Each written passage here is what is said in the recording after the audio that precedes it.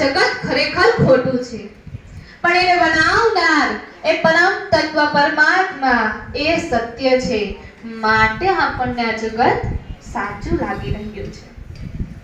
આપણે કોઈ પણ વ્યક્તિની કિંમત એના પહેરનારા ઉપર રાખીએ છીએ કે નથી રાખતા? બોલો. કોઈ ગરીબ માણસ હોય અને એને એના ગળામાં હાર પહેર્યો હોય અને એ હાર સાચો હોય તો આપણે શું કહીએ? આ હાર ખોટો છે. પણ એ જ હાર કોઈ અમીર માણસે પહેર્યો હોય અને ખરેખર ખોટો જ હોય તો આપણે એને શું કહીએ? આ હાર સાચો છે.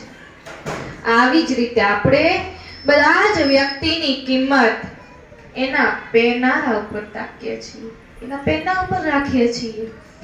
એવી જ રીતે આ જગત એ ખોટું છે, પણ એને બનાવનાર સત્ય, પરમ તત્વ ભગવાન સત્ય છે, એટલે આ જગત આપણને સાચું લાગી રહ્યું છે.